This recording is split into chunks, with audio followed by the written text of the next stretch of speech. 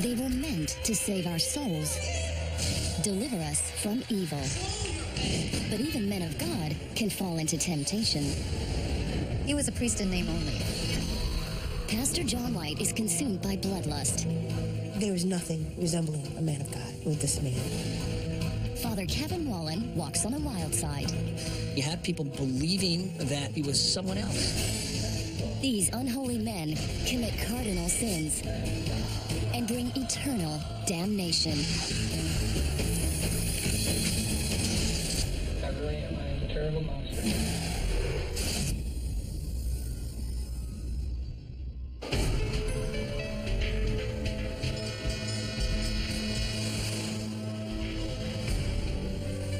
Like the prodigal son, John Douglas White has returned to his roots in rural Michigan after 13 years away.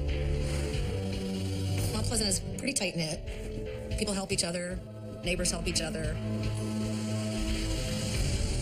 It's just a nice, quiet area to raise family.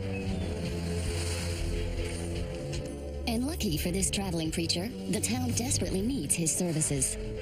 We had pastors who were stopping on their way somewhere at times. Several times we have been almost a year without one. So John came to visit. We thought it surely was God at work, and maybe it was.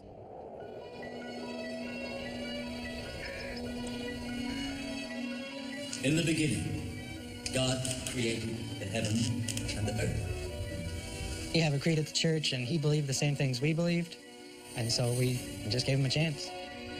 And the earth was without form and void. He did a good sermon.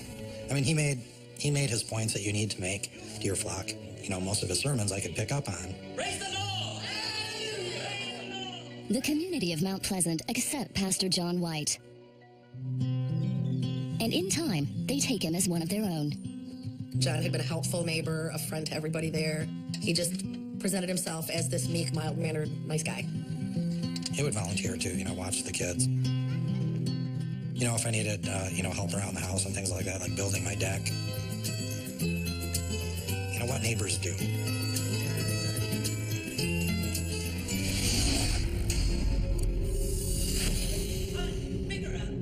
So wonderful is Pastor White, you'd think Jesus himself had delivered him to Mount Pleasant.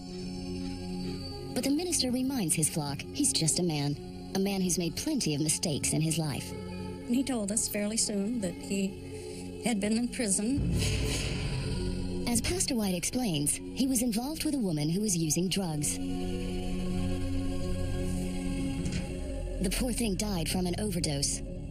He panicked and ran.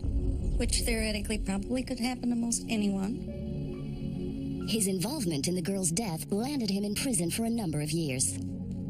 He was up front with everything that, his past. We talked about it, and we're like, we really like his message, and he seems to be a nice guy. We had no reason to not believe what he said. I mean, why would you, tell someone you were in prison and make up a story? Had it not been for his time in prison, John White would not be their beloved minister today. He had gone to school in prison to be a pastor. Every Sunday when he got up behind the pulpit, he thanked us for giving him a chance, for letting him do what he desperately wanted to do, be a pastor. The repentant pastor is forgiven and accepted by his understanding congregation. And because here's this reformed sinner, who's now the pastor of a church, and it's like the success story, and look what God did to John White.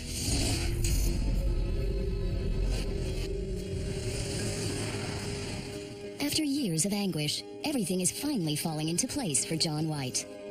He just looks like he's following this upward path out of prison. He reinvented himself. I mean, at least that's what it looked like. And 2 months after arriving in Mount Pleasant, he even finds love. He met Sally Jane Gay. They did church together. Then she taught Sunday school. Sally's a sweet lady.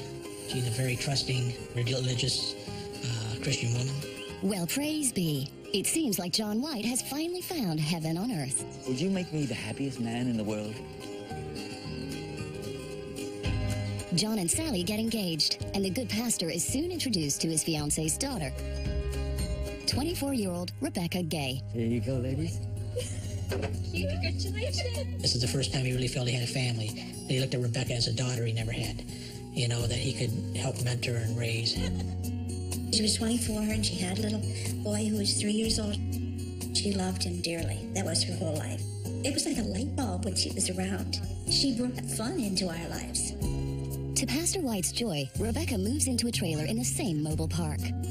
She'd come over to John's trailer and, hang out over there. John would make her dinner almost every night. Sunday? Yeah. She knew her neighbors and she liked the people that she rented from, and she felt safe there. Well, cheers.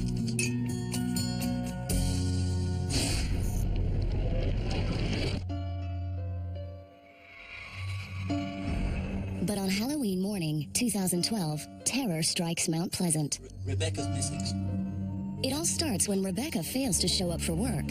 Her friends, where she worked, they went and checked her house. And they noticed that her vehicle was parked right next door to the trailer park, and they thought that was suspicious. Rebecca's abandoned vehicle is found just yards away from her home. But leaving no clues, her family is left praying for her safety. She always kept in touch. And she would always let us know what she was thinking or planning or doing. She didn't just take off. We always knew where she was headed or what she had in mind. White goes all over town looking for the girl, starting with a local bar. John shows up at the bar. And as soon as he walked in, I told Kathy to come out and talk to him because I didn't like the guy. So he comes in, Kathy, I'm just really distraught. I don't know what's going on. I didn't see her. That's when she notices the minister has some fresh scratches on him. At this point, I'm just trying to calm him down. No, that's nothing. But the whole time that I'm talking to him, hair on the back of my neck's just standing up. This wasn't right. The police in this area are very good. When they find that somebody is missing, they look into it. If it's suspicious, they get that out immediately, and we get it out to our audience immediately. News of Rebecca's disappearance spreads through the community fast. Pastor White comforts Rebecca's mother and does everything he can to find her daughter. I mean, it's actually calling around, have you seen Rebecca? Asking people to pray for her and pray that she's found. He called me, and Sally Jane was with him at the time, asking for prayers for Rebecca because she was missing. But all the prayers in the world won't undo the mortal sin unleashed on this community.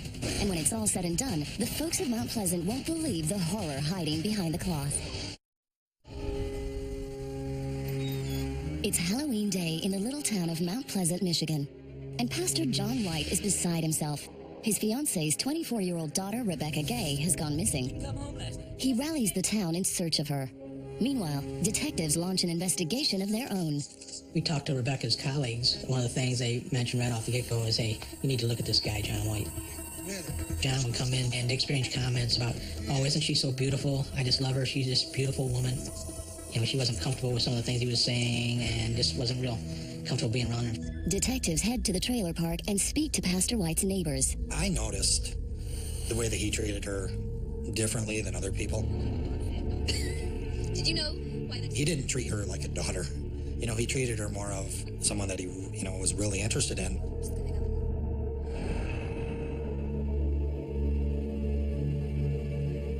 In time, Pastor White's fascination with Rebecca grows. He stated that, isn't she a beautiful woman? Wouldn't you love to have that? I said, John, for God's sakes, that is your girlfriend's daughter.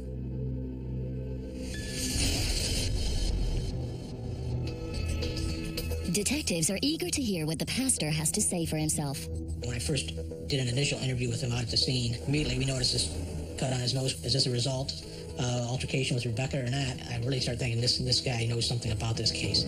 And when investigators go digging into the preacher's past, sure enough, they discover this holy man is anything but.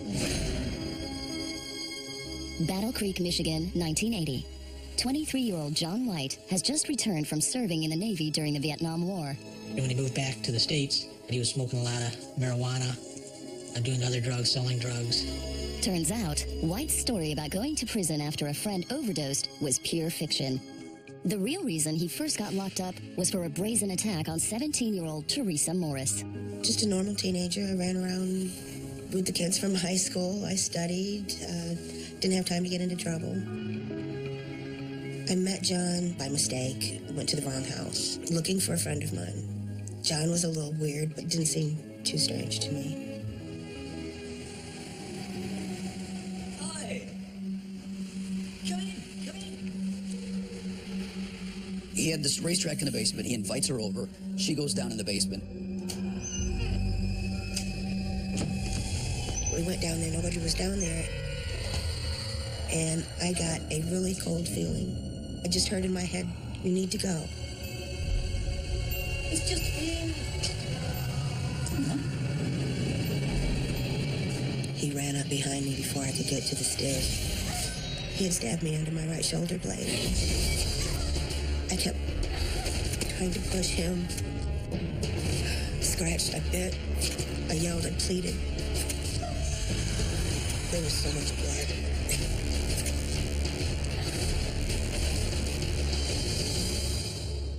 He would just tell me to lay there. It's okay, you're nothing but a woman. I was so scared, and all I kept saying was, please, please. He brought the knife up, and I remember saying this in my head, he's gonna cut my throat. So all I did, I put my head down and I said, I'm just gonna pray that it's quick. And he cut my chin. I was stabbed 15 times, full through, 6.5 inches each time. I remember each and every one of them because, you know, it's like it's in slow motion. It's like, really? That's what that feels like? Oh my God. So after he did that, I said, maybe if I just go to sleep, he'll leave me alone. He laid me out. He kissed me. And he held my hand, and he left. White leaves Teresa for dead, but she's lucky a neighbor heard her screaming and called 911. White is sentenced to up to 10 years in prison for trying to kill Teresa. But that sentence is revoked after only 2 years. While he's in prison, he tells the prison psychologist that he's fantasizing about killing the female prosecutor and his defense attorney, who was female, and having sex with their bodies. They were certain he was a very disturbed man, but they could only hold him as long as they could hold him. I think wheels are already turning on how to, you know, fulfill these fantasies that he has.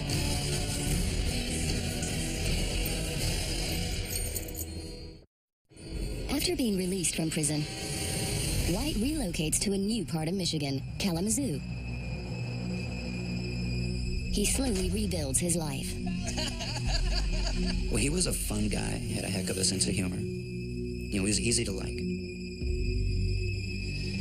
Never had any suspicion that John had any type of a dark side.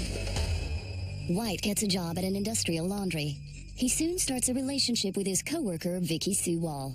Oh, yeah, this is Vicky. Vicky is his friend. John just happened to show up at my house with Vicky. She was very quiet. She didn't say much of anything. And John had introduced her as a really good friend. She was very responsible. She wanted to work every day.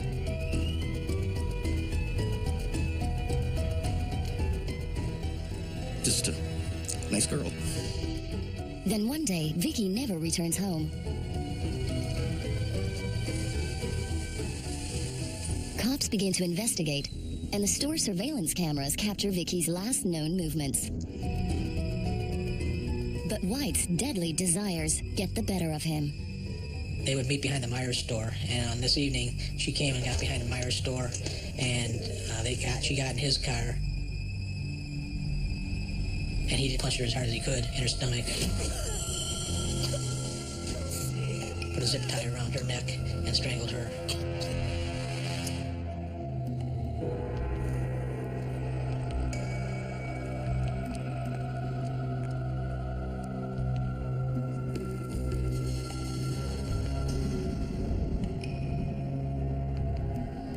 He drove off and had sex with her corpse and disposed of the body.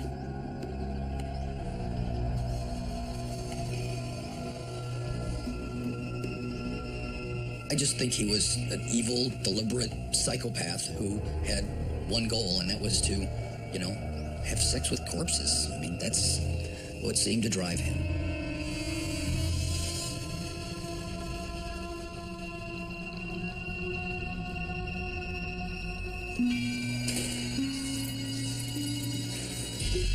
White is sentenced to 13 years without parole.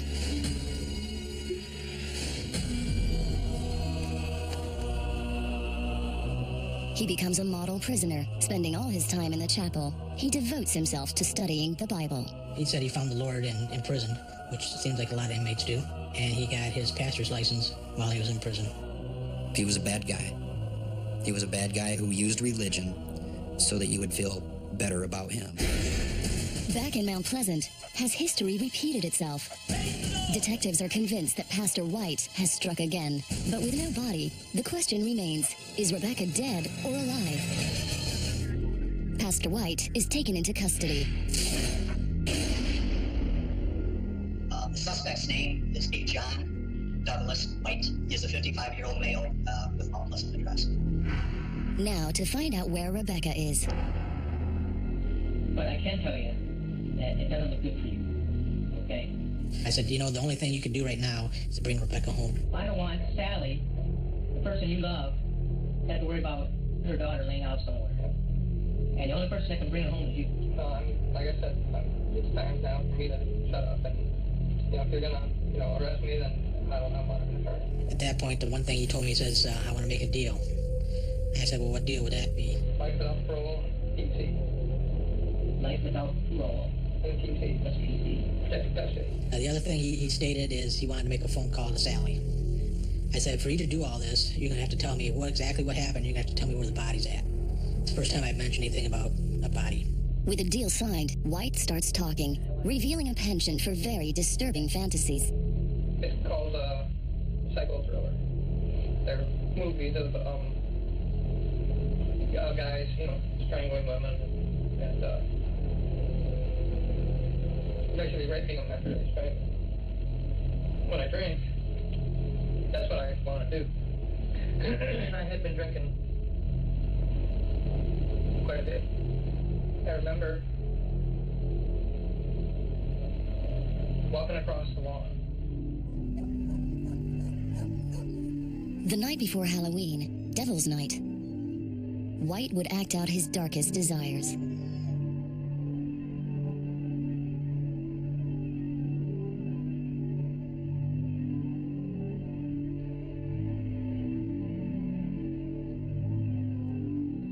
I'm standing at her back door. I remember that.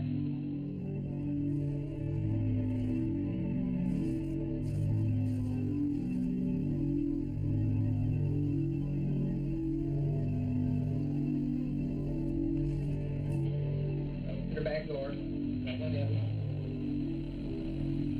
And that's when I had rubber mallet.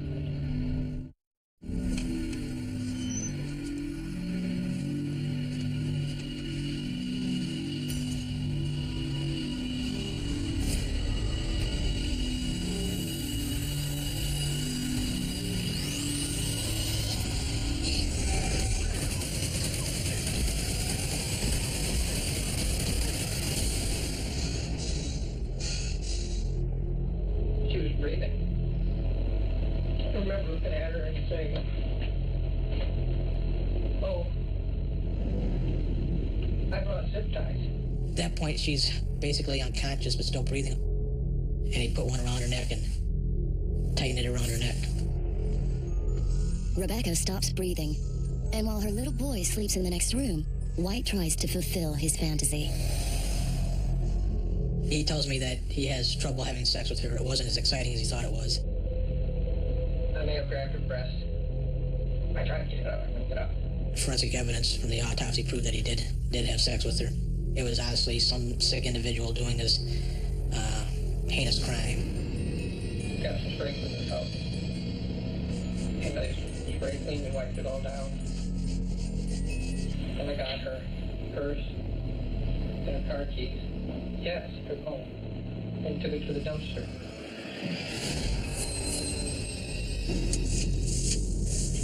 And I put all her clothes and all her towels and got a factory bag and her inside the packer bag. And I put her in the bed of my car.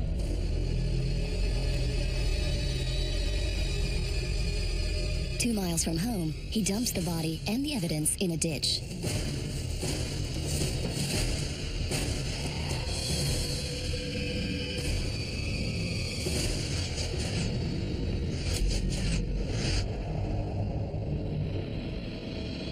I went back to her house. Yeah, I moved the car down to the bar. Yeah, and then I walked back. He then returns to the trailer to look after Rebecca's son. He dresses up little Conway in a Halloween costume, and then he drops him at his dad's.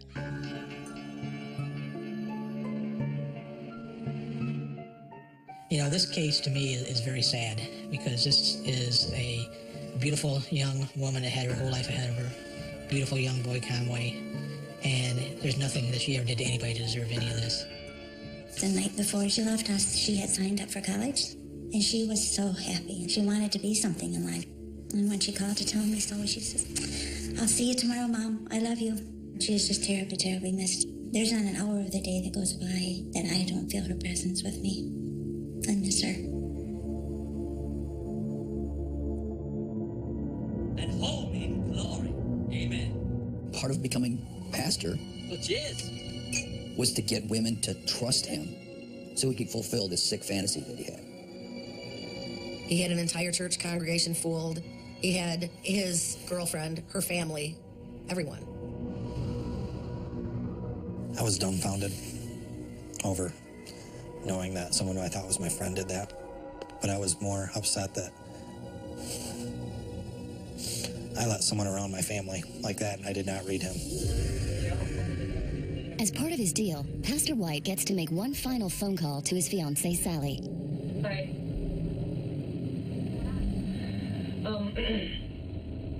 I just called to tell you that you are the love of my life, okay? And you're probably not gonna see me anymore or hear from me anymore, okay? Listen. Will you listen to me? I love you, and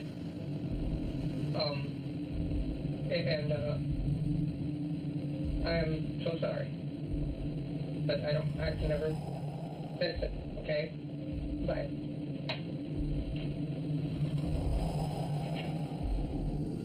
There was nothing resembling a man of God with this man. The devil can spout scripture from front to back. John Douglas White was one sick. White pleads guilty to Rebecca's murder and receives a minimum sentence of 56 years. Yeah, I am definitely a monster.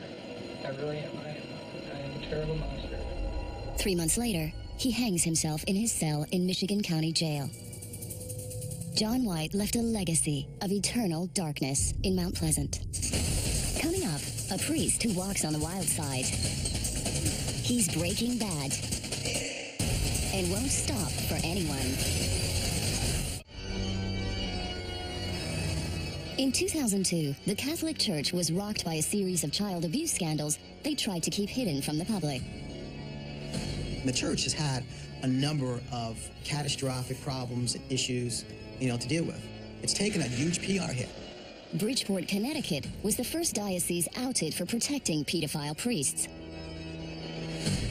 This had a huge effect, obviously, on the church, which has always had a very prominent role in this community, and shook it to its very foundation.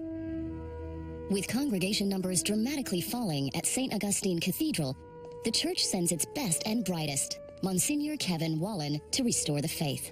Monsignor Wallen was a church star.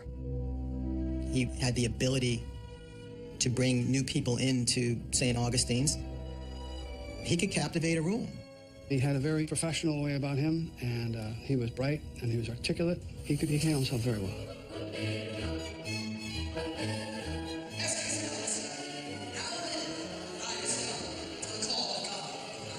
He was like a breath of fresh air for many of the parishioners. People here loved him. I mean, he's very outgoing. He was a real man of the people. This is a man who was seen as very charming and even brilliant, lively. And his light is shining even brighter under the patronage of Bridgeport's Cardinal, Edward Egan. Well, Egan was a big guy in the church. I mean, not just in Bridgeport, but he was a big guy in Rome. Monsignor Wallen became his secretary. It's often a big kind of ticket to becoming pretty big yourself. Wallen wanted to become prominent in the church. There are many who said he hoped to one day to actually become bishop here. He was very ambitious. He and Bishop Egan were very close.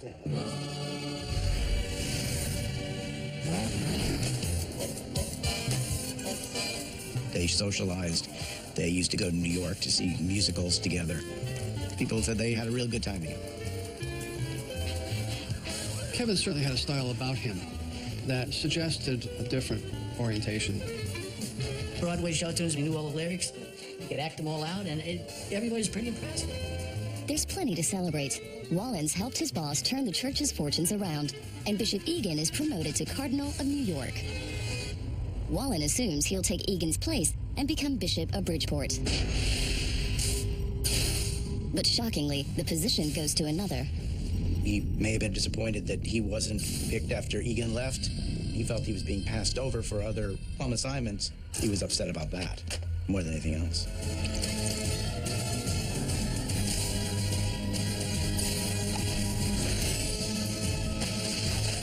Wallen's shock turns into fury at being passed over. And before long, rumors start to spread that he didn't get the promotion because of a secret lifestyle. He had people believing that he was someone, and he was actually someone else. Something else was going on in his life that people didn't know about. There were a lot of stories going on at that time about Wallen. About odd behavior.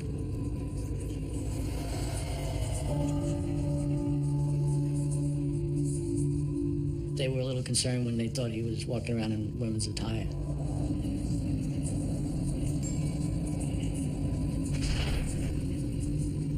Parishioners can't believe what they're hearing.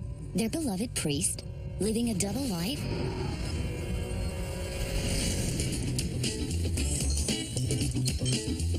Men dressed as women would often show up at night with Wallen and go up to his room in the rectory.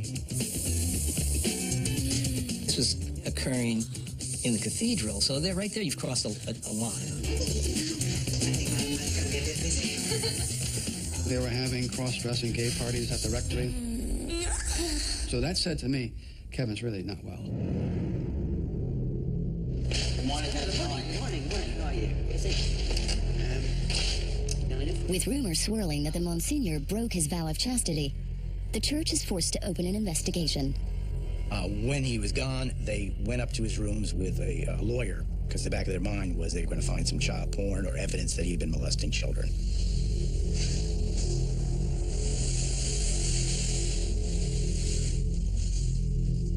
They didn't find that, but they certainly did find a collection of horrifying sex toys. Things with spikes and steel balls and chains and all kinds of things.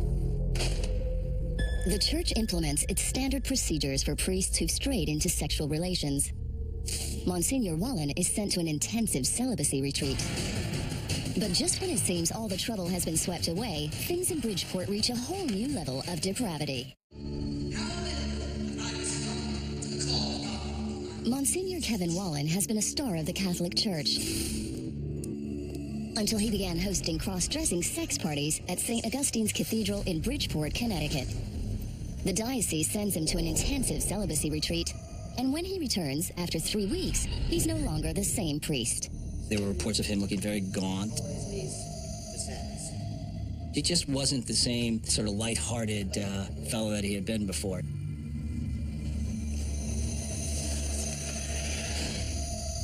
Clearly there was something going on there. There were these long absences where no one knew where he was going, no one knew where he had been. He would suddenly just disappear and then a couple days later show up and like nothing had happened. But nobody could imagine just how far from grace this priest had fallen. Deteriorating physical condition of the person, the skin texture, everything is so glaringly bad that it's either cancer or meth. Sure enough, this man of God has picked up a nasty habit to add to his collection. is a kind of subculture, mainly in Manhattan, involving men who are gay, who kind of combine sexual behavior that's risky health-wise with methamphetamine.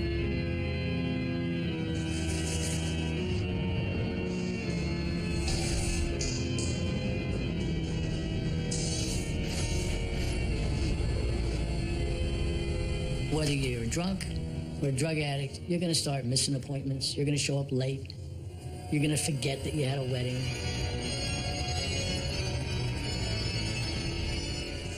It was becoming too blatant. Diocese officials went to Wallen and said, look, you got a choice here. We're going to send you for treatment, and if you don't do it, we're going to suspend you.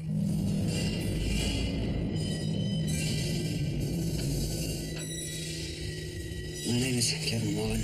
I'm a crystal meth addict. They sent him to the treatment center, and he left without permission.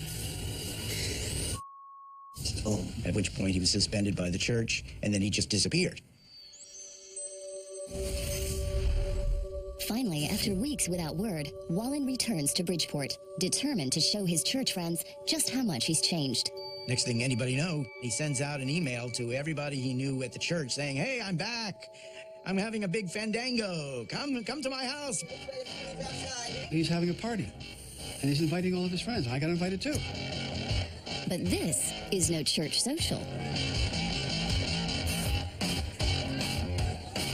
Why are you inviting people from the church to come to a big party unless you're going to say, ha ha, you know, here I am, I don't need you, you know, I got to make my own way. Wallen can't hide his secret any longer. His fall from grace is further than anyone could imagine. He goes from this good person, a kind person, to a societally irresponsible person. Who would ever expect it? No one would expect this ex-Monsignor to be hiding, you know, running a drug operation.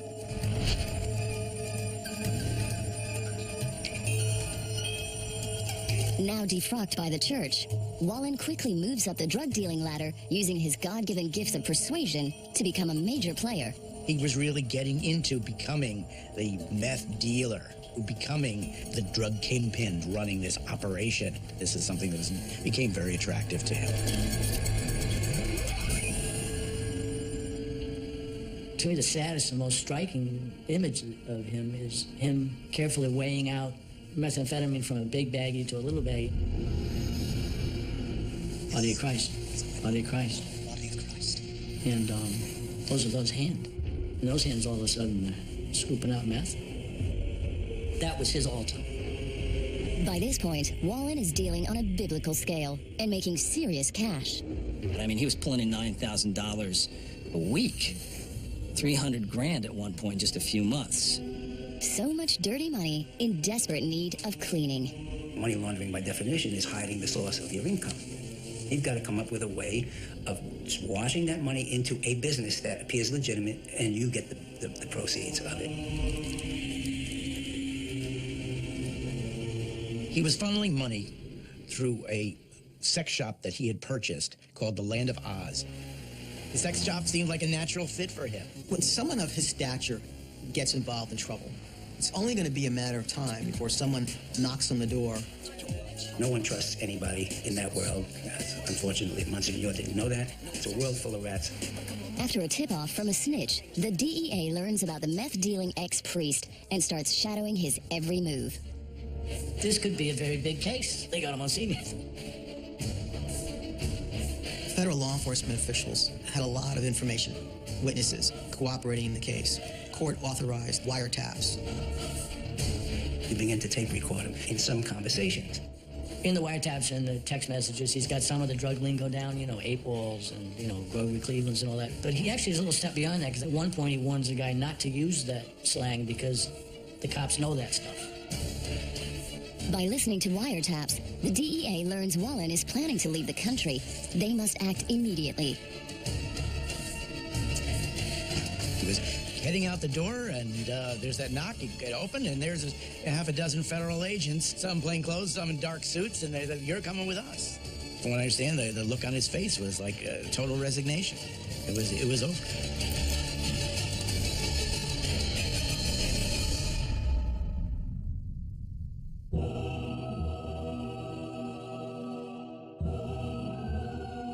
Wallen's long road to perdition is coming to an end. They were taken advantage of, the parishioners. They placed a lot of faith in this man, and it is a struggling community in a lot of ways, and he gave them hope, I'm sure. And then, you know, he pulled it out from under them. I think it made good press because it was so sensational.